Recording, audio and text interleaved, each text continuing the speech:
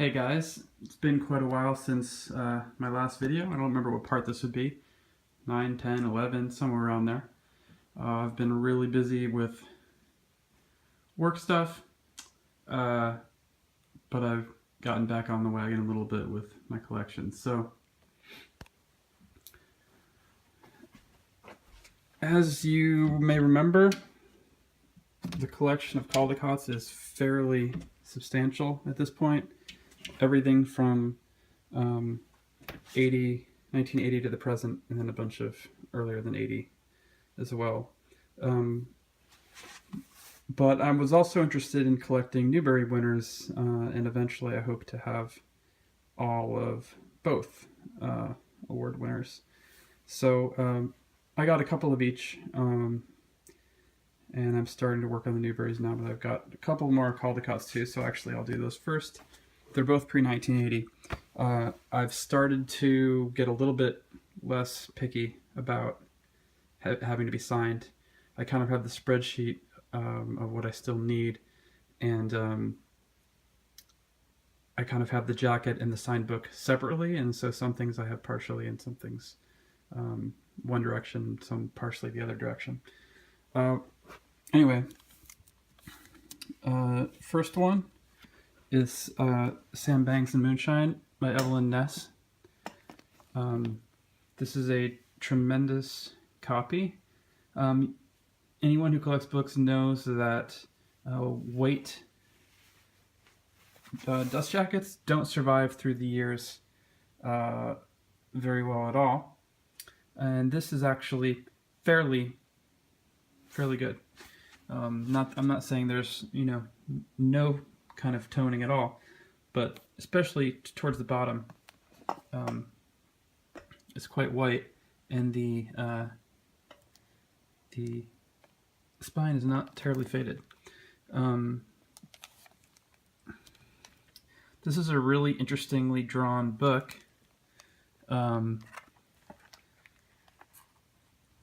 Totally up my alley. A little less sort of, in a way it's childish, but it's not a book for babies, at least not visually. I love this style of drawing. A little bit abstract, a little bit dark. Love that.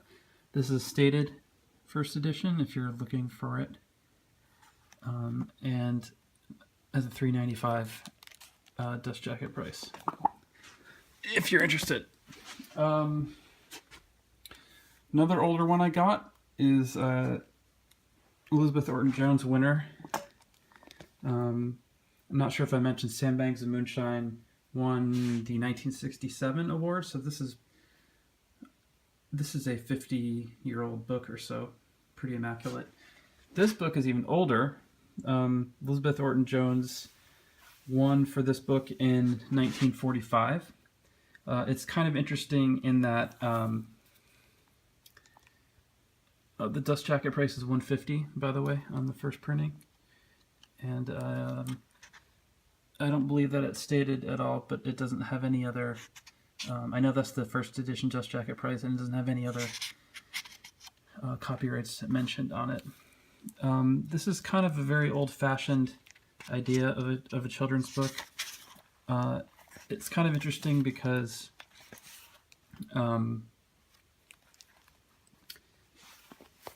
explicitly religious books like this probably wouldn't do well these days, and because of that, you can find it for not terribly cheap, or not terribly expensive, because it's just not one of the more sought after ones. I really do like the cover of it. It's a really nice cover design. This is a pretty good condition.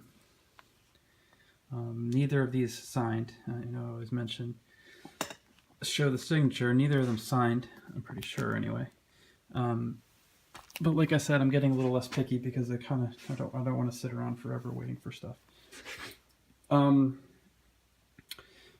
To kind of round out what I've picked up for Caldecotts. I missed a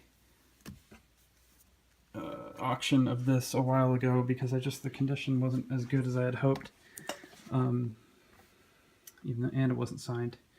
But this one is really not in good condition. It's more of a good plus condition. But I did get this one at a very cheap price because it is signed with a fairly long personal inscription, and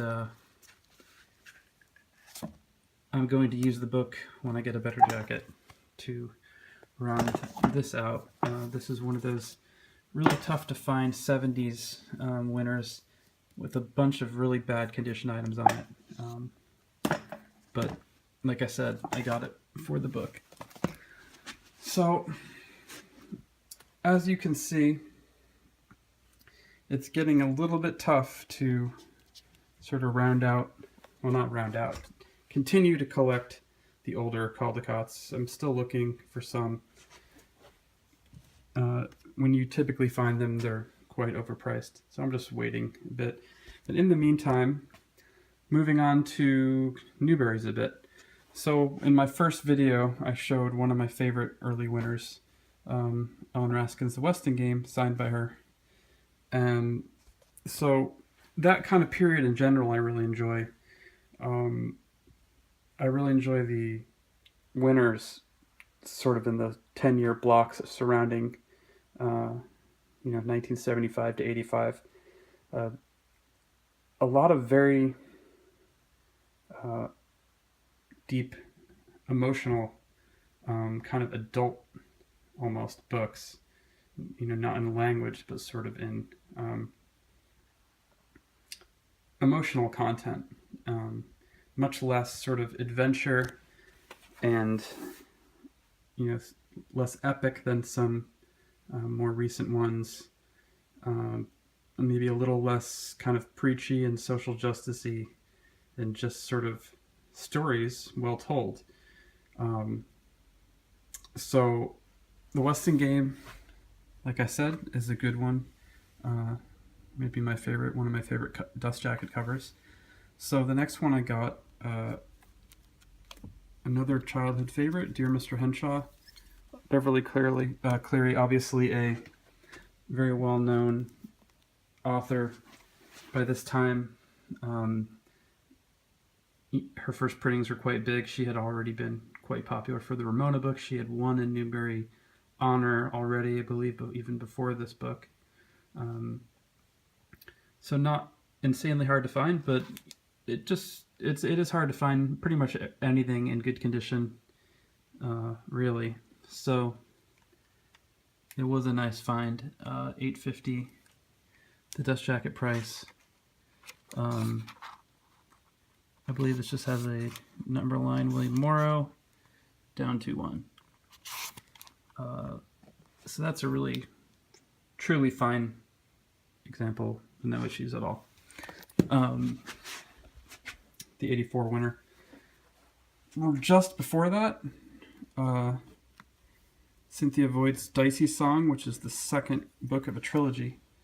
I've always loved the artwork on this cover. I think it's just so in line with my memory of that period of children's literature and how I just don't think you'd see this kind of artwork today. It's just so out of vogue. This really naturalistic, almost melancholic mood to it. And that's really what the book is like too. If you're looking for it, it has a $10.95 dust jacket price, and you can see that this is inscribed to a young reader by the author. Another very fine example.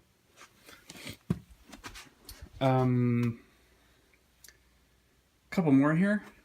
3 more actually. 1982, winner is A Visit to William Blake's Inn. by the Provincens, who you may remember won a Caldecott for Glorious Flight, which I showed in one of my first few videos. This is inscribed with a little sketch.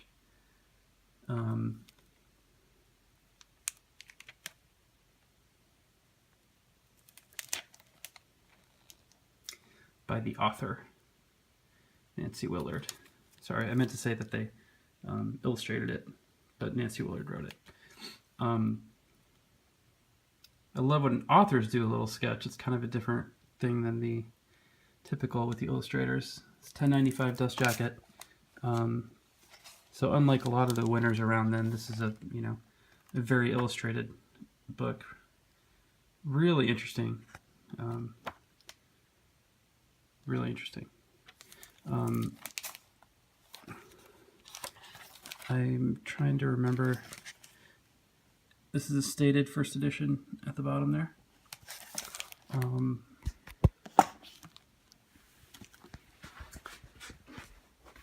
And two others. Good Master, Sweet Ladies is the 2008 Newbery winner. This has come up for some controversy recently. It was considered one of the... There's a famous article that was written in School Library Journal about how it's called "Has the Newbery Lost Its Way?" And there was a lot of public attention in the mainstream press about the article and sort of similar ideas. And the idea was that the juries were voting for books that kids didn't like, and a bunch of winners in a row had been poor sellers and had done poorly with kids. And there's this big argument about, maybe kids should vote for the book, and what good are the awards if they're voting for books that kids don't like. And I have my own feelings on that. I kind of think that there's literary quality has to be a factor. I mean, you can't just say because a book, because kids like a book, it's good children's literature. Or maybe you can. I mean, it's a very complicated topic to discuss. But I think children's literature just means books aimed at children. What's the literary quality of a book aimed at children? If it's good, it should be and readable by that age group. I think that's important. It should be a valid candidate for that award. And I think by and large the winners are, up until about 10 or 6-7 years ago, when they started, in my opinion, really pushing the whole diversity thing a little too far. And there's some books that I think should have won that didn't, and some that won that shouldn't have, that were more trying to make a point and be more inclusive. But I think the books themselves, especially the crossover, one of the recent Newbery winners, and Last Stop on Market Street, I don't think have much literary quality going for them. I think they're pretty iffy. They're junk paperbacks at best. Although Last Stop on Market Street is kind of interesting and has some good artwork. But anyway, enough of my ranting. This is one of the books that just people thought was a little much for a kid. It's definitely not the most child-friendly book, I guess you would say, but it's really interesting, in my opinion. Kind of breaks down medieval village life with a bunch of kind of vignettes. Really like the artwork as well, and illustrations in general in it. And this is a fine example. And if I recall, signed by the author Laura Schlitz. And finally, one of the more expensive Newbery winners of the last several decades, and a major favorite among my age group, and one of the better Newbery books by far.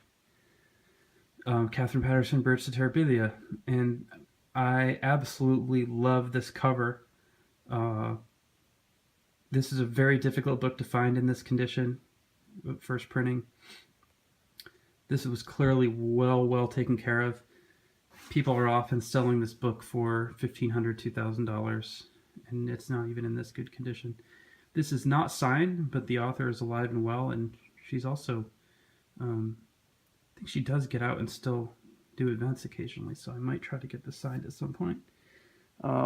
One very special thing about this copy, I don't have the letter in here, although I have it. Maybe I'll get it in a sec. See the first printing here. One really interesting thing about this copy is that it came with, if I can get it real quick here. Yes. Accompanying it was a letter, and this is the best provenance you can possibly have. A letter from someone at the publisher, Crowell, writing to someone in Hollywood, at a production company, basically saying, here's, she says, Dear Terry, I'm very pleased to send you a copy of To Terabithia by Catherine Patterson. This first contemporary novel by the 1977 National Book Award winner is getting a lot of attention, and I feel it has real film potential. I'd be interested to hear your reaction to this. There was a To Terabithia film. I don't know much about it. It probably didn't do very well. It definitely wasn't a blockbuster. But this is an editor at Crowell, I think, kind of passing it on, an official letterhead, a first printing of the book. And if you're interested in the first printing, like I said, it has a number line down to 1, and the jacket is $7.95. Anything else, not a first printing. So that's all I've got. Hopefully I'll have some more soon. I forgot to mention that was the 78 winner, if you're keeping track. These are all things that I guess I don't need to tell people. You can just look it up. But hopefully next time I'll have another Caldecott or 2, or another Newbery or 2. And that's it for now. Thanks.